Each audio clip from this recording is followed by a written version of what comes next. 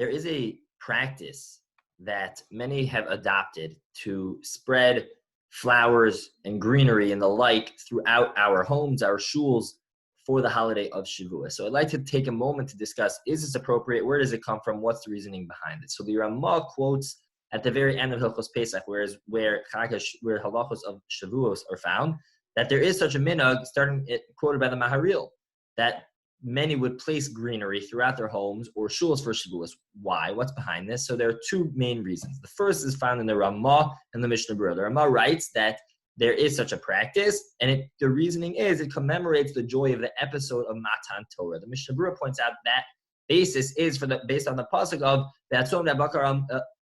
Al Yiru El Mol HaHarahu, that the flock should not graze in front of the mountain of Har Sinai at the time of Matan Torah, implying that there is, in fact, there was grass, there was place to graze in the first place. So because there was grass, so there was greenery, so as to commemorate that episode, that placement, that involvement, there is such a practice to put greenery in the shul in our homes to commemorate Matan Torah for Shavuos. The second reason is found in the Magen Avraham. The Magen Avraham writes that there is an idea that on Shavuos we are judged regarding the produce of the tree, the peros ha'ilanos, for the entire year, and therefore we put up these trees, this grass, etc., in order to remind us to daven and to commemorate this idea that we are being judged over the produce for the year. However, there was some objection to this practice found primarily by the Gra. The Gra writes that this has become, since then, this practice has been adopted by the non-Jews to put trees in their home,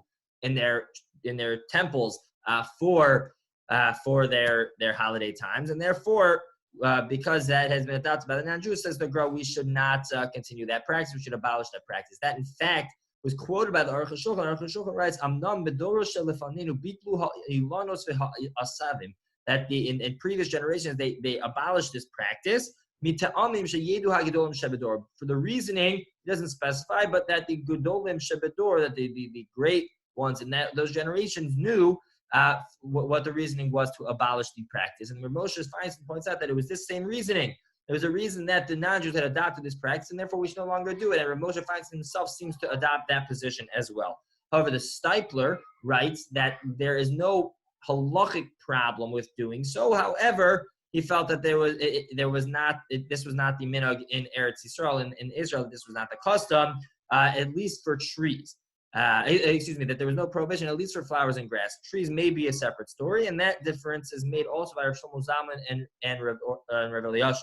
Shlomo Zalman and Rav Eliyashiv felt that there's no halachic problem when it comes to grass or flowers, but with trees it's better to avoid, and therefore they say for at least grass and flowers would be appropriate and proper to continue. Trees perhaps should be avoided.